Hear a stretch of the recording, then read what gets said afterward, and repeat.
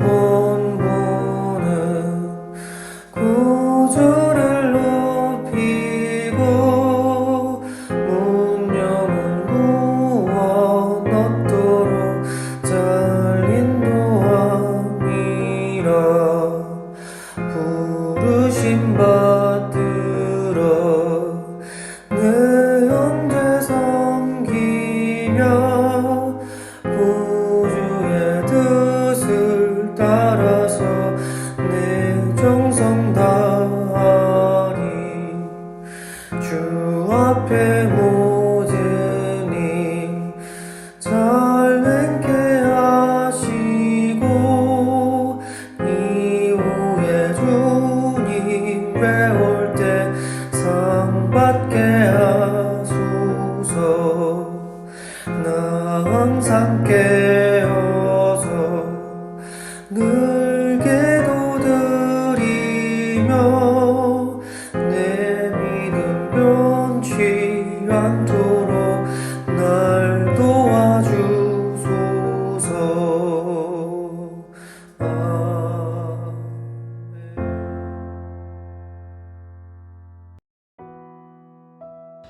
하나님 감사합니다. 오늘도 우리에게 새날을 주시니 감사합니다.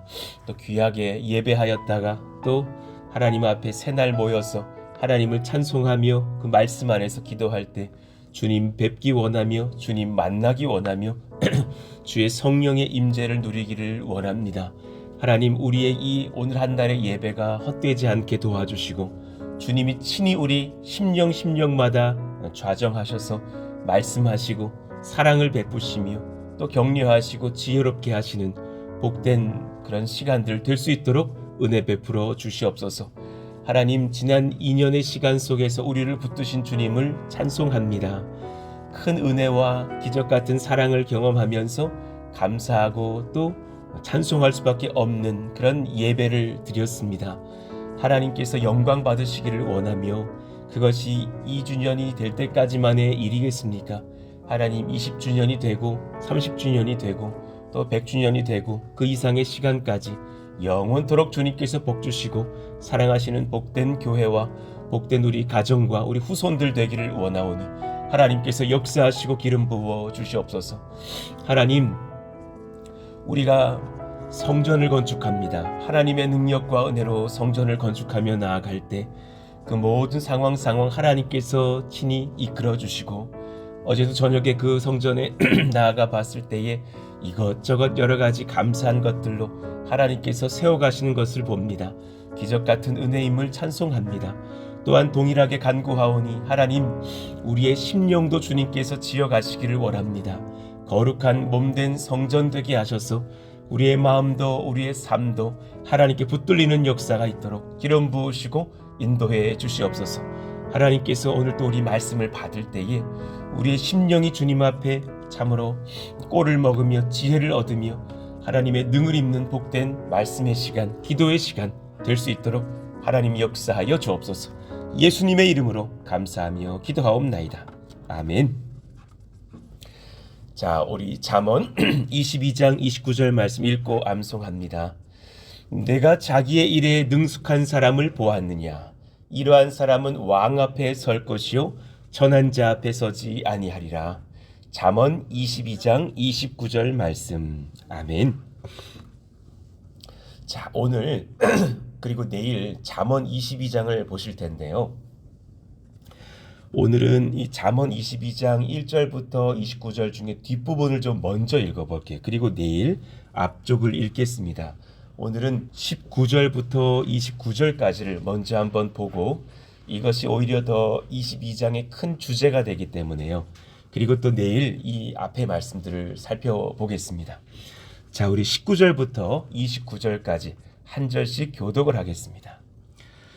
내가 내게 여호와를 의뢰하게 하려 하여 이것을 오늘 특별히 내게 알게 하였노니 내가 모략과 지식의 아름다운 것을 너를 위해 기록하여 내가 진리의 확실한 말씀을 깨닫게 하며 또 너를 보내는 자에게 진리의 말씀으로 회답하게 하려 함이 아니냐. 약한 자를 그가 약하다고 탈취하지 말며 곤고한 자를 성문에서 압제하지 말라. 대저 여호와께서 신원하여 주시고 또 그를 노략하는 자의 생명을 빼앗으시리라. 노를 뿜는 자와 사귀지 말며 울분한 자와 동행하지 말지니 그의 행위를 본받아 내 영혼을 올무에 빠뜨릴까 두려움이니라. 너는 사람과 더불어 손을 잡지 말며 남의 빚에 보증을 서지 말라. 만일 갚을 것이 내게 없으면 내 놓은 침상도 빼앗길 것이라. 내가 어찌 그리하겠느냐. 내 손조가 세운 옛 지게석을 옮기지 말지니라. 29절 같이 읽어요. 내가 자기의 일에 능숙한 사람을 보았느냐. 이러한 사람은 왕 앞에 설 것이요 전한 자 앞에 서지 아니하리라. 아멘. 목소리가 좀 안 좋죠. 약간 이제 그 기침이 좀 나고 제가 이렇게 비염이 있는데 비염 아시는 분들 아실 거예요. 많이 심해져가지고 병원에 갔더니 이렇게 막 치료해 주시더라고요. 어제도 그냥 밤새 장기침을 해가지고 코로나 검사를 해봐도 그건 아닌데 하나님께서 선하게 또 치료하실 줄로 믿습니다. 자기 일에 능숙한 사람. 여러분 참 제가 소망했던 그런 말씀 중에 하나가 바로 이 잠언 22장 29절이에요. 여러분도 아마 이 말씀 사모하시는 줄로 압니다. 자기의 일에 능숙한 사람을 보았느냐? 그는 왕 앞에 설 것이다 말씀하시는 거예요. 어릴 때부터 기도했던 기억이 납니다. 주님, 제가 감당할 일에 능숙한 사람 되게 해주세요. 많이 엎드리고 기도했던 그런 기억이 납니다. 그 29절의 말씀이 오늘 이제 또 우리에게 다가오는 이 말씀이 되어서 오늘과 내일 이 자기 일에 능숙한 사람이 어떤 것일까 같이 말씀을 연구해 보시자고요. 가장 큰 대전제가 있는데요. 자기의 일에 능숙한 사람은 참 이걸 모르는 분들이 많은데 자기의 일이 사실 결국은 자기의 일이 아니라 주님의 일이라는 것을 알고 있어요. 굉장히 중요한 주제인데요. 오늘 그 문서의 1번 그 문장을 한번 읽어봐요. 시작. 자기의 일에 능숙한 사람은 자기의 일이 아니라 주님의 일임을 명확히 알고 있습니다. 굉장히 중요한 전제예요. 그거는 목사님 일이실 때 가능한 거죠. 그거는 어느 장로님이 교회 섬길 때 가능하신 일이죠. 저는 아무개 집사로서 지금 이런 일 하는데요. 저는 공장 가동하고 있는데요. 저는 무역 일을 하는데요. 예, 마찬가지라는 거예요. 저는 지금 가정주부인데요. 마찬가지예요. 그 모든 일들이 사실은 궁극적으로는 주님 일이라는 것을 인정하는 사람이 자기 일에 능숙해져요. 자, 성경에서 이 능숙하다라는 표현은 딱 4번 쓰였어요. 이 단어는 구약에서는 딱 4번 쓰였단 말입니다. 동일한 단어, 능숙하다. 주님 앞에서 인정받는 자들이 들은 그런 칭찬들의 표현이죠. 하나님 말씀에 익숙할 때 쓰였던 단어예요.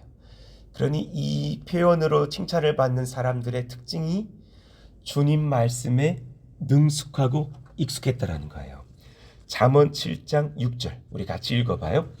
이 에스라가 바벨론에서 올라왔으니 그는 이스라엘의 하나님 여호와께서 주신 모세의 율법에 익숙한 학자로서 그의 하나님 여호와의 도우심을 입음으로 왕에게 구하는 것은 다 받은 자이더니. 예, 아멘입니다. 그는 여호와의 율법에 익숙했다, 능숙했다라는 거예요. 그러니까 하나님께서 귀히 쓰시는 사람 그 첫 번째 기준 특징 중에 하나는 그는 주님 말씀에 능숙해서 그 말씀의 힘을 입고 자기의 일도 감당했던 사람이구나. 우리 가운데 이 소망이 있기를 원합니다. 하나님, 저를 지금까지 인도해 주셨고 또 앞으로 이 푸른숲 동산교회에서 인도하실 터인데 그건 저도 마찬가지인 것 같아요. 우리 모두를 주의 말씀에 익숙한 자로 다듬어 가시기를 원합니다. 그런 소망이 우리에게 있어요. 두 번째, 그는 하나님에 대하여서 고백함에 능숙해요. 뛰어나요. 멜라카해요. 하나님을 향해서 고백하는 그 고백에 뛰어나요. 시편 45편 1절에 보니까 고라 자손의 고백인데요. 인도자를 따라 그런 그 당시에 어떤 이스라엘 문화의 그 백합화 곡조라는 게 있답니다. 얼마나 아름다운 선율이겠어요. 그 곡조에 맞춰서 그 비트에 맞춰서 고백을 한 노래인가 봐요. 내 마음이 좋은 말로 왕을 위하여 지은 것을 말하리니 내 혀는 글솜씨가 뛰어난 서기관의 붓끝과 같도다. 내 혀가 주님을 찬송하고 내 혀가 이웃을 향해서 우리 주님의 일들을 이야기하는데 그것이 뛰어난 서기관이 붓으로 쓴 글처럼 수려하게 고백이 나온다라는 거예요. 저와 여러분들이 사실 이런 복들을 지금 최근에 참 많이 얻고 있다고 여겨져요. 여러분들이 이웃들에게 가서 푸른동산교회 이야기를 나누면서 고백한다라는 것을 제가 알거든요. 우리 교회 와봐. 우리 교회는 예수님이 계셔. 예수님이 이렇게 역사하고 계셔. 와보면 안다니까. 그 고백 속에 사실 뛰어난 왕을 향한 찬송의 고백이 있잖아요. 그는 하나님에 대해서 고백함에 뛰어납니다. 하나님, 저도 소망합니다. 제가 좀 시간 지났다고 나중에 제 자랑하기에 뛰어나려고 하지 않게 해주시고 끝까지 주님을 향한 고백을 하며 뛰어난 우리가 다 되기를 원합니다. 세 번째, 자기 일에 능숙하고 신속하고 뛰어난 참 모델은 사실 예수 그리스도십니다. 그분을 향한 예언이 이사야에 적혀 있는데 이 단어가 쓰였어요. 이사야 16장 5절. 다윗의 장막에 인자함으로 왕위가 굳게 설 것이요 그 위에 앉을 자는 누구시겠어요? 예수님이시죠. 충실함으로 판결하며 정의를 구하며 공의를 신속히 행하리라. 그러니 그는 신속하게 하나님 아버지께서 명하신 모든 것들을 아멘으로 실천하신다라는 말씀이었어요. 거기 충실함이 사실은 아멘에서 파생된 단어 에메트예요. 그는 정말 하나님 앞에서 바른 것들로 이 나라를 굳게 세우는 데에 신속함으로 아멘할 것이다 라는 말씀이에요. 그러니 진짜 여러분 능숙하고 싶으시잖아요. 그러면 우리는 주님을 본받으면 돼요. 주님 정말 본받으면서 제가 예수님 앞에서 참으로 주님처럼 하나님의 말씀에 아멘할 수 있는 그런 하나님의 자녀 되기를 원합니다. 중요한 지금 대전제를 하나 말씀드렸어요. 자기 일에 능숙한 사람은 사실 이 일이 내 일이 아니라 주님 일이라는 것을 인정해요. 그러면서 이 일을 하는 거죠. 내가 오늘 부동산에서 한 분을 맞이해도, 내가 어르신의 집에 가서 그분을 섬기게 되어도, 내가 지금 주방에서 우리 아이들을 위해서 음식을 차려주어도, 내가 직장에 나가서 직장 후배들에게 우리 회사의 직원들에게 또 같이 동역하는 한 날을 보내더라도 하나님, 제가 이 은혜 속에서 주님의 일을 감당하는 사람 되기를 원합니다. 말씀에 익숙하게 해주세요. 주를 인정하는 고백에 익숙하게 해주세요. 예수님을 인정하며 주님 닮고 서게 해주세요. 그런 우리가 될 때 또한 자기 일에 능숙한 사람 되었다고 칭찬받을 거예요. 자, 그런가 하면 두 번째로, 자, 이제 보다 구체적으로 한번 들어가 보시자고요. 자기 일에 능숙한 사람은 하나님 앞에서 오랜 시간 성실하게 말씀과 현장의 지혜를 일치시켜 간 사람이에요. 주의 말씀을 보고 또 내 현장의 일을 성실히 하면서 이 둘을 연결하려고 고민하고 애쓰고 수고하고 헌신한 오랜 흔적이 있는 사람이 자기의 일에 능숙해요. 왜 일전에 제가 종종 한 번씩 그 가족 일이지만 간증했던 것들이 있었어요. 저희 형님이 기도하는 중에 연구에 큰 지혜를 얻기도 해요. 그래서 하나님 앞에서 놀라운 은혜를 입고서 연구했더니 큰 상을 받고도 했다. 그런 말씀을 드린 적이 있었어요. 기도하는 중에 하나님이 그런 지혜를 알려주셔요. 그래서 사실은 해외에 나가서도 미국은 왜 땅이 크기 때문에 멀지만 오랜 시간 달려가서라도 교회를 찾아가서 새벽 기도하고 돌아와서 다시 자기 연구실로 들어간다고. 지금도 그러고 있다라는 거예요. 왜 그러냐면 그 경험을 해보니까 알겠대요. 정확하게 형은 인정한다 그랬어요. 내 연구가 내 머리에서 되는 게 아니더라. 기도하면서 주님께 여쭤야 되더라라는 거죠. 그 은혜를 얻고 나서 그렇게 기도하고 하나님 앞에 연구하는 사람이 되어가는 것이죠. 그것이 단지 목회만의 일이 아니라는 것을 우리 모두가 깨닫기를 원하는 거예요. 말씀을 가까이 하면서 그 말씀으로 또 기도로 지혜를 길러 올리는 사람은 능숙함에 이르는 길에서 벗어나지 않을 거예요. 여러분의 일들을 말씀에서 지도받을 수 있는 지혜를 우리 가운데 주시기를 원해요. 그러니 6절에 우리 같이 한번 읽어봐요. 시작. 마땅히 행할 길을 아이에게 가르치라. 그리하면 늙어도 그것을 떠나지 아니하리라. 마땅히 행할 일이 있어요.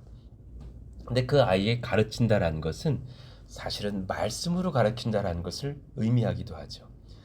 그는 그 어린 영혼은 말씀에서 그 지혜를 얻고서 사실 자기의 행할 본분을 마땅히 행할 거예요. 중고등부 때 저를 담당했던 어느 그 전도사님께서 이제 그 설교 중에 이 기억이 참 나거든요. 잠언을 막 설교해 주시면서 공부 못하는 사람, 공부 더 잘하고 싶은 사람 손 들어봐. 막 번쩍 들었죠. 잠언 읽으라고. 잠언은 한 번 읽으면 효과가 없다고. 2번 읽고 3번 읽고 막 그렇게 읽다가 30번도 읽고 할 때 그때부터 내가 그 잠언의 지혜 속에서 공부하고 연구하고 세상을 막 이렇게 준비할 수 있을 지략을 얻게 된다로. 그 말씀이 참 기억에 남아요. 그래서 그때부터 잠언 참 많이 읽었던 것 같아요. 잠언을 읽으면서 어린 시절에 참 이 생각 하나를 했던 기억이 나요. 참 내 삶하고 잠언이 다르구나. 그거부터 느끼는 게 복이었던 것 같아요. 난 참 솔직히 말해서 게으른데 잠언은 참 성실한 사람으로 이끌어 가시는구나. 그러니까 잠언에서 말씀하시는 악인, 뭐 좀 무지한 사람들이 이거 나구나라는 것을 깨닫게 되면서 많이 반성했던 그런 시절들이 기억이 납니다. 그런 은혜가 우리 청소년들에게 임하면 얼마나 좋을까. 그런 은혜가 또 우리 고학년 초등학생들에게 임하면 또 얼마나 좋을까. 그런 꿈을 꾸면서 목회를 해보는 거예요. 저와 여러분도 마찬가지죠. 말씀을 가까이 하면서 마땅히 행할 일을 오늘 주님 앞에 조율받을 수 있다면 그 사람 참 귀한 일들을 감당할 수 있을 거예요. 17절 우리 같이 또 한번 읽어봅시다. 너는 시작. 너는 귀를 기울여 지혜 있는 자의 말씀을 들으며 내 지식에 마음을 둘지어다. 아멘입니다. 너는 귀를 기울여서 뉴스만 볼 것이 아니라 주식 이게 이렇게 막 이렇게 오르고 내리는 것만 보고 있을 것이 아니라 지혜 있는 자의 말씀을 들으며 내 마음 지식에 마음을 둘지어다. 여기에 이 주어는 하나님 자신의 주어시거든요. 나의 말씀, 나의 지혜와 지식에 너가 마음을 둔다면 얼마나 복이 넘치겠느냐. 우리가 그런 은혜를 얻고 서는 한 날이 되고 한 주가 되기를 원하고 평생 되시기를 원해요. 자, 그런가 하면 더욱더 귀한 말씀인데요. 동시에 자기의 현장에서 학문과 일과 연구와 사랑의 관계 이 모든 것에 대해서 헌신적이었던 자가 배우는 탁월한 지혜가 있어요. 모든 일에 매사에 열심히 정말 독하게 하는 사람들, 연구하고 그렇게 애쓰는 사람들, 그런 사람들에게 복이 임해요. 여러분 이거 아십니까? 기도는 아래 적어놨어요. 기도로 배워요. 진짜 고수는 기도하면서 기도를 배워가요. 맞잖아요. 예배는 예배로 배우는 거예요. 일은 일로 배워요.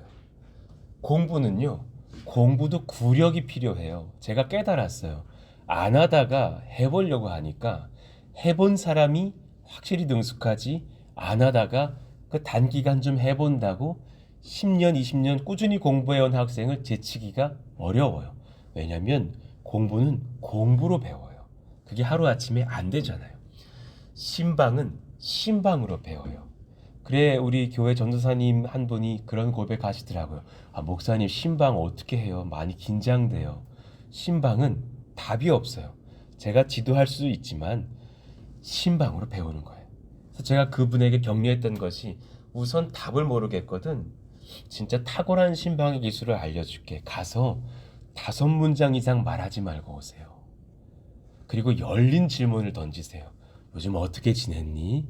그리고 계속 들으세요. 그리고 그랬구나를 한 200번 하고 오시면 됩니다.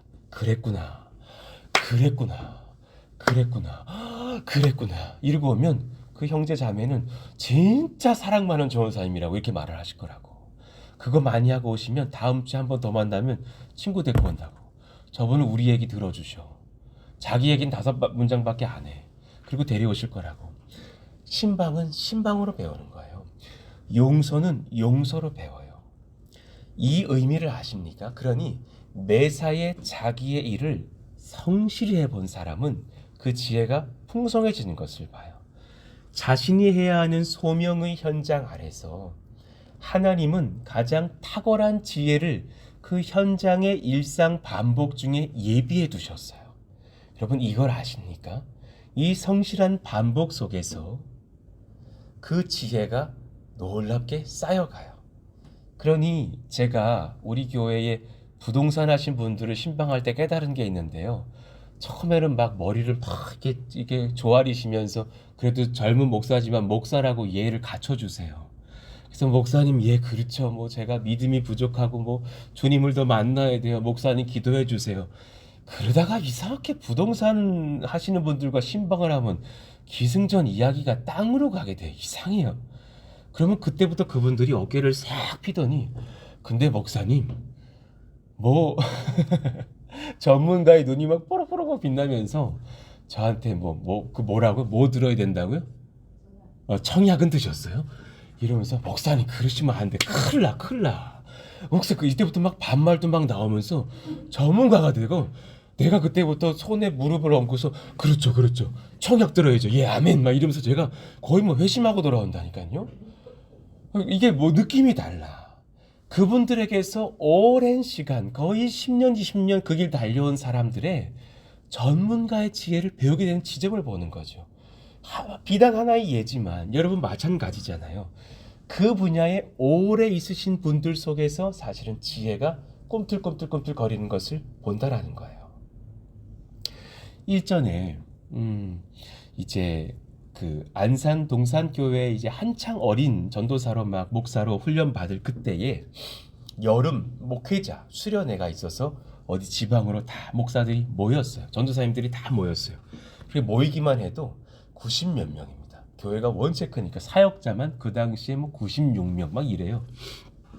근데 이제 그때 주제가 좋은 선배들로부터 배웁시다라는 것이 그 2박 3일의 수련의 주제여가지고 이제 그 당시에 김인중 담임 목사님도 모시고 그리고 이제 좀 기라성 같은 이미 파송받아 좋은 교회에서 담임하시는 그 교회에서 파송되신 목사님들 이규현, 정갑신, 김광희 이런 분들 다 모셔서 그 목사님들하고 이제 2박 3일, 3박 4일 함께 하면서 그분들에게서 강의 하나씩을 듣고 질의응답 받는 시간들을 가졌단 말이에요. 나 그 수련회가 지금도 기억이 나요.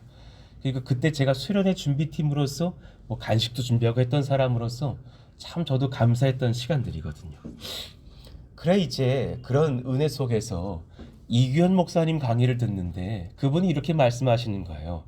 본인이 어떻게 하다가 지금 저 화성 땅에서 은혜의 동산교회를 개척했던 그 큰 숲 개척 쪽으로는 거의 1호, 2호에 가까우신 분이거든요. 그분이 이제 지금도 1000명이 훌쩍 넘는 귀한 목회를 하시면서 이제 아주 덕장으로서 목회 잘하시죠. 근데 그분의 강의를 듣는데 그분이 이렇게 말씀하시는 거예요. 본인이 이제 안산 동산교회 목회 말미때 소위 그 당시에 지금도 그 기관 중에 이제 교회의 여러 가지 미래를 연구하는 미래목회 연구소의 소장이 되셨대요. 그 기관에서 소장이 돼서 그때 자기가 막 이제 전국 그 소장의 직위를 가지고 전국의 기라섬 같은 교회도 답사도 해보고 뭐 논문도 막 읽어보고 연구해 보니까 교회가 건강한 교회가 되려면 우리 교회만 잘 돼야지 하면 안 되고 이 숲을 이루어야 되겠다는 생각을 하면서 그때부터 이 담임 목사님께 큰 숲 운동을 일으키자고 하는 그 용어를 만들었던 분이 이규현 목사님이시라는 거예요. 큰 숲 운동이 뭐냐? 그랬더니 이제 그분의 설명이 우리 교회만 그냥 푸르게 되는 게 아니라 이제 목사님께서 이제 뭐 10,000명이 넘는 교회를 세우셨으니 좋은 목사들을 발굴하셔서 그들을 개척도 시키시면서 숲을 이루는 교회를 만드시면 우리 교회와 조국 교회가 든든히 설 것입니다. 특히나 우리는 안산 쪽에 있는데 이 서해안 쪽으로 개척자들을 파송시키시면 이 서해안이 또한 복음화되면서 나중에 통일이 되면 북한 선교로도 진출하는 좋은 발판이 될 것입니다. 그랬더니 막 원로 목사님께서 그 당시 담임 목사님께서 너무 은혜를 받으시더라라는 거예요. 이야, 너무 좋은 연구했다고 계속 또 연구해보게 막 해서 신이 나서 막 연구를 하셨더니 어느 날 부르시더니 이규현 목사님께 그 큰 숲 운동의 1호가 되어주게. 그때부터 너무 놀랐다는 거예요. 그게 나는 아닙니다, 목사님. 나일 줄은 몰랐다라는 거예요. 그리고 나서 사실은 그렇게 파송받고 본인이 어떻게 하면은 더 이제 개척을 할까 열심히 연구를 하면서 정말 많은 그 노방전도를 하는 일로 헌신하셨던 몇 년이 있었다죠. 그래서 그분이 이렇게 엎드려 가지고 기도하면서 고민할 때 어디 상가로 나가봐라. 그래가지고 이렇게 나가봤더니 막 여자분들이 옷장 사는 그런 상가로 나갔대요. 그래서 이렇게 보니까는 저분은 막 저 옷 파시고 여기 옷 파시고 그래서 자기에게 둘러보시면서 계속 며칠을 거길 다니시면서 이렇게 이야기를 기동량을 하고 듣다가 그 이제 아주머니들하고 친해졌답니다. 막 친해져가지고 이제 마지막 국수도 먹고 막 이러시다가 저는 사실 개척교회 목사인데 예수님 얘기 좀 들어보시렵니까? 하면서 막 예수님 얘기했더니 아니 이분 말씀은 좀 들리네 막 이러면서 이렇게 모이더래요. 그분들과 함께 소그룹 모임하면서 교회를 초대하고 또 이제는 저쪽에 가서 또 남자분들 모인 데 가서 한 달쯤 같이 친해지다가 저는 목사인데 예수님 얘기 좀 들어보시렵니까? 하다가 또 초대하고 이러면서 사실 전도하는 은혜를 많이 얻으셨다라는 거예요.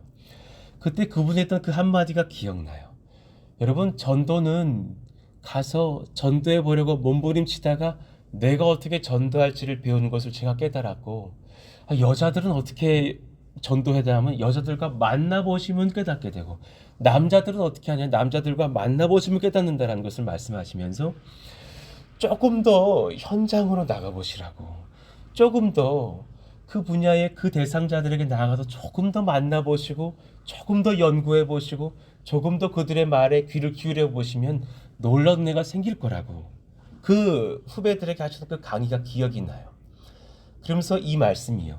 그냥 시간 되면 퇴근하려고만 하지 마시고 내가 이 교회에서 그래도 그 자리에서는 내가 담임 목사님이다 라는 생각 가지면서 조금 더 몸을 비벼보시라고 6시에 퇴근할 거 조금 더 있어서 8시까지 있어 보시고 내가 신방 한 건 할 것 한 2건 더 해보시면서 하나님의 은혜를 그렇게 누리는 현장을 경험하시면 그것이 나중에 여러분의 큰 양약이 될 것이라고 그 말씀이 참 지금도 기억이 나요.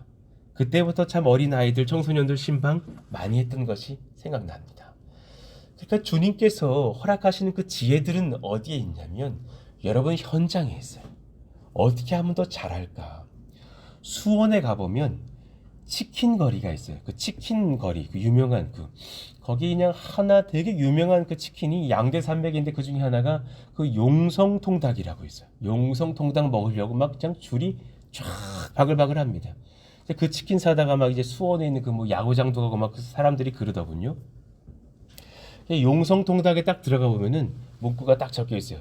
연구하고 뭐 고민하는 용성통닭. 그 한마디에 참 많은 걸 배워요. 나도 연구하고 수고하고 애써보는 그런 목회해야겠다. 여러분 각자의 현장에서 오늘도 수고해 보시는 목회가 그런 현장의 연구들이 있기를 원하고 이 말씀을 받는 분들 중에서 혹시 또 자녀들 계십니까? 청년들 계십니까? 무엇보다 조금 더 한 번 더 연구해 보시는 그런 은혜가 여러분들에게 있기를 원합니다. 그 일에 마땅히 복이 만다라는 거예요. 마땅히 행할 일을 아이에게 가르치라 그랬어요. 그 마땅히 행할 일은 자기의 일이라는 거예요. 그러니 하나님의 지혜를 받은 사람들은 마땅히 자기의 일을 또한 충실히 행해요. 29절의 말씀에 내가 자기의 일에 능숙한 사람을 보았느냐? 예, 그 사람은 이 일이 세상에 둘도 없이 내가 해야 될 나의 일이라는 것을 알고 열심히 해요. 그 사람을 주님이 원하시는구나. 그러니 주께서 주신 소명의 현장에서 목말라 하고 조금 더 고민해보고 조금 더 사랑해보려고 조금 더 수고하는 사람들에게 하나님은 큰 복을 주실 거예요. 그에게 주님께서 여쭈시면 답을 주시고 물어보면 응답하시고 지혜를 더하실 거예요. 그런 사람은 29절 하반절처럼 왕 앞에 설 것이요 천한자 앞에 서지 아니할 것이라고. 19절, 20절, 21절의 말씀 우리 같이 한번 읽어봐요. 시작. 내가 내게 여호와를 의뢰하게 하려 하여 이것을 오늘 특별히 내게 알게 하였노니 내가 모략과 지식의 아름다운 것을 너를 위해 기록하여 내가 진리의 확실한 말씀을 깨닫게 하며 또 너를 보내는 자에게 진리의 말씀으로 회답하게 하려 함이 아니냐. 아멘입니다. 그러니 그 열심으로 서는 그 백성들에게 하나님은 반드시 말씀과 지혜의 은혜들로 회신을 해주시고 화답하신다는 거예요. 중고등부 아이들에게 설교를 오래 했던 그런 시간 속에서 저는 사실 설교의 깊은 어떤 지혜 한 가지를 배웠어요. 물론 제가 설교를 배워감에 있어서 뭐 평생을 달려가야 되겠지만 그건 뭐냐면 첫 번째는 나를 낮추고 아이들을 높이는 것이었고, 그러니까 아이들을 목회를 하면서도 거의 반말을 하지 않았던 것 같아요. 어떤 아이들이어도 유년부 집회를 초대받고 가더라도 여러분 잘 지내셨어요? 존댓말 하면서 설교했던 것 같아요. 두 번째는 눈높이에 맞는 비유 하나가 정말 필요하다는 것을 배워서 고민했던 것 같아요. 그 얼마 전에 했던 그 왜 이렇게 컵으로 보여드리는 그 비유 설교도 그때 막 아내하고 거의 뭐 신혼 때에 막 집에다가 막 수조 사다 놓고서 이거 어떻게 되냐면 같이 막 연구했던 기억이 나거든요. 뿌렸다가 덮었다가 이거 아니고 다시 화장실에 부었다가 어떻게 해야 비유가 될까 막 이러면서 이제 만들어냈던 그런 설교였어요. 그 설교를 고등부 아이들에게 했더니 아이들이 막 은혜를 받더니 거의 절반 이상이 막 회심을 하면서 그때 어떤 아이가 달려와서 했던 말이 기억이 나요. 목사님 매주 이렇게 해주세요. 나 너무 무섭더라고요. 나 그 말이 어떻게 매주 이렇게 해. 근데 그 말이 참 제게 한 가지를 탁 치고 지나갔어요. 아이들에게 필요한 것은, 성도님들에게 필요한 것은 탁월한 비유구나. 그래서 예수님도 비유로 참 말씀을 많이 하셨구나. 뭐 탕자의 비유 이런 게 얼마나 탁월하십니까? 참 내가 탕자구나. 어떤 사람 난 장자였구나. 그러면서 회심도 하고 막 은혜를 받잖아요. 그때부터 마음속에 전도 집회 날이 되면 항상 연구했던 것 같아요. 그래서 별의별 연구를 다 해봐서요. 저는 참 우리 전도사님들 많이 힘들게 했던 것 같은데 어느 날은 큰 수폴에다가 이제 주인은 사랑받는 자녀는 주인을 안다는 주제로서 복음 설교를 하려고 이제 똘똘한 개를 키우고 있는 애들을 모았다니까요. 그래가지고 미안한데 주일날 그 개 좀 가지고 와라. 애들이요 주일날 개를 끌고 왔다니까요. 그리고 이제 큰 스폴에서 이제 그 아이하고 제가 옆에서 저 개를 풀어놓고서 이리 와라 그러는데 그 개가 주인한테 오면 성공이고 나한테 오면 실패해요. 별짓 다 해봤다니까요. 큰 스폴에 개가 뛰어다니고 아마 40역사 중에 처음일 거예요. 근데 그 아이가 딱 부르니까 진짜 수십 미터를 달려서 개가 안기던데요. 애들이 막 박수치고 좋아하면서 개도 쫓아오는데 니들은 왜 안 쫓아와? 이러면서 이제 했던 설교가 기억이 나요. 속으로 내가 그날 전날 많이 기도했더니 애들 교사들에게 기도 부탁을 했어요. 개가 큰 숲을 돌아다니다가 온 괴로 뛰쳐나가지 않도록 기도해달라고. 바르게 쫓아오더라니까요. 한 번은 이런 설교도 해봤어요. 그 앞에 지금은 없어졌는데 어부린이라는 그 초밥집이 있었어요. 그 초밥집에 제가 애들을 하도 데려가니까 그 초밥 그 사장님이 나를 너무 귀하게 봐주셔가지고 이제 뭐 하나 주면 두 개 주고 막 그러셨던 거예요. 애들을 무조건 막 거기 데려서 초밥 먹겠다 그러면 거기서 애들을 신방하니까 한 300번은 갔을 거예요, 그 집에. 그랬더니 이제 그분이 내가 목사인 걸 알고 늘 고등부 애들 데려와가지고 먹이면서 막 안수해주고 막 이러고 이제 가는 걸 아니까 그분이랑 가까워졌어요. 근데 어느 날 설교를 준비하는데 물고기로 설교해봐라, 그 지혜를 주시더라고요. 그 물고기로 설교를 한다는 건 뭐였냐면, 아이들은, 부모들은 우리 애가 고생 안 하기를 바래요. 그런데 양식장의 물고기들은 양식장 주인이 그냥 밥 많이 주고 못 움직이게 양식장 작게 갈아 통통하게 해가지고 팔아넘기거든요. 그러니까 고생 안 한 물고기들은 통통해요.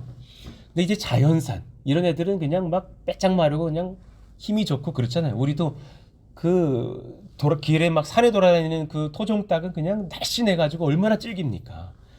그런 것처럼 그 비유를 한번 해보려고, 이제 물고기가 두 지역의 물고기가 있는데 이쪽은 이제 잡아먹으려고 하는 물고기, 여기는 이제 평생에 이제 하나님 사랑으로 자연에서 뛰어놀고 있는 물고기, 비유를 해보는 거죠.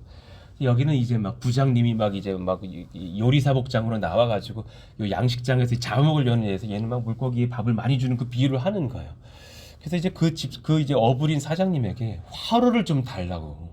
그래서 이분이 신이 나가지고요, 주일날 아침에 큰 스폴 앞에다가 물고기 차를 대가지고 거기서 방어, 우럭 막 이런 거를 한 3-4마리를 실어가지고 큰 스폴 앞에다가 딱 주고 가셨어요. 애가 그냥 애들이 막 싱싱해. 바닷물도 다 받아놨고서. 세상에, 제가 큰 스폴에서요 물고기 가지고 설교를 다 해봤다니까요. 애들이 그 조그만 어항에 가둬놓으니까 많이 화가 나 있더라고. 얘를 막 드는데요, 고등부 애들 앞에 가가지고 얘들아 이게 방어야. 그런데 뭐 방어가 난 이렇게 큰지 처음 알았어요. 근데 걔가 후두둑 하니까 큰 숲을 바닥에 확 떨어진 거예요. 막 애들 막 비명 지르고 막 다 도망다니고, 난 그거 주스려고 쫓아다니고, 그날 애들이 그냥 웃음바다가 돼가지고 얼마나 재밌게 설교했는지 몰라요. 얘들아, 통통하게 기른 물고기에서 확 잡아먹길래, 아니면 고생도 하고 눈물도 흘려보고 뺨도 맞아보고 대학 재수도 해보면서 인생 시련 다 겪은 뒤 주님 사람 될래 하면서 복음 전했던 기억이 나거든요. 그날 막 방송실에 불려가서 얼마나 혼났는지, 큰 숲을 무대에다가 바닷물 쏟았다고 그냥 너무 싫어하더라고요. 손에 막 비린내가 가득한데 그 설교했던 기억이 나요. 한 가지 기억이 나요. 그런 속에서 한 가지를 배웠어요. 하나님, 연구하고 묵상해보는 목회자 되기를 원합니다. 그 속에서 아이들과 같이 웃고 울었던 그런 희로애락의 시간들이 생각납니다. 여러분들은 어떠신지요? 오늘 말씀을 붙드시면서 같이 한번 연구해보시고 묵상해보시고 기도해보시기를 원해요. 하나님, 제가 제 삶을 통해서 한 길을 걸을 텐데 주님 앞에 최선 다해보고 고민해보고 주님께 지혜를 얻고 성실히 살아가는 그런 은혜가 있기를 원합니다. 그런 사람은 왕 앞에 서고 천원자 앞에 서지 아니할 줄로 믿습니다. 그 은혜가 임할 줄로 믿고 또한 기도하시기를 원합니다. 오늘 말씀 붙잡고 기도하실 때 하나님, 이 은혜가 저에게도 우리 자녀들에게도 일어나기를 원한다고, 우리 자녀들이 너무 고생 안 할 것을 바라지 않기를 원합니다. 이런 수고도 해보고 저런 수고도 해보면서 지략을 얻는 청년들 다 될 수 있도록 역사해 주시기를 원한다고, 우리 교회도 마찬가지죠. 각 분야에서 각 팀들이 각 셀이 최선 다하면서 하나님 앞에 은혜를 얻는 그런 교회가 되기를 원한다고 기도해 주시기를 원합니다. 오늘 말씀 붙잡고서 또 우리 교회 건축을 위해서 기도해 주시면서 같이 주여 부르시고 기도합니다. 주여! 하나님 감사합니다. 하나님의 은혜를 사모하며 구합니다. 성령께서 기름 부으시기를 원하며 성령이 말씀하시기를 원하며 사랑하여 주시기를 원합니다. 예, 치킨집 하나를 해도 연구하고 고민하겠다고 그렇게 써붙여 놓고 애를 쓰고 그렇게 장사를 하죠. 그런 사람들이 장사 잘합니다. 그런 사람들이 큰 물질도 얻고 손님들을 끌어모읍니다. 하물며 우리 인생은 오죽할까요? 우리의 삶은 어떠할까요? 우리의 삶에 지혜가 있기를 원하며 연구가 있기를 원하며 그 일이 주님의 일이라는 것을 알고 성실히 연구하고 엎드리는 그런 순종의 마음들이 우리 가운데 있기를 원하고 기도합니다. 성령님 기름 부어주시고 사랑하여 주시고 말씀하시사 그 은혜를 얻는 시간, 복을 얻는 시간, 사랑을 얻는 시간들 되게 하여 주시기를 원합니다. 하나님, 제 평생에 또한 그렇게 고민하고 연구하며 수고하는 목회가 일어나기를 원하며 우리 사랑하시는 권속들, 사랑하시는 성도들, 우리 사랑하시는 청년들, 자녀들, 회사에 일을 할 때에 또 각 처소에서 연구하고 일할 때에 하나님 고민하고 애쓰며 이 일이 주님이 주신 소명이다 여기면서 수고하고 근신하며 연구하고 기도하며 하나님 앞에 복을 얻는 시간들이 일어나기를 원합니다. 하나님 그 모든 상황 속에서 하나님이 복 주시기를 원하고 우리 마음 가운데에 열정 주시기를 원하고 은혜 베푸시기를 원하오니 하나님 함께 하시고 기름 부으사 놀라운 복을 받아 누리는 저희들 다 될 수 있도록 주님께서 역사하시고 인도해 주시옵소서. 이러한 자는 왕 앞에 설 것이요 천한 자 앞에 서지 아니하리라. 자기의 일에 능숙한 사람들이 되고 그 소명 속에서 은혜를 얻는 백성들이 되어서 하나님을 기쁘시게 해드리는 복된 교회, 복된 가정, 복된 성도들 다 되게 하여 주시옵소서.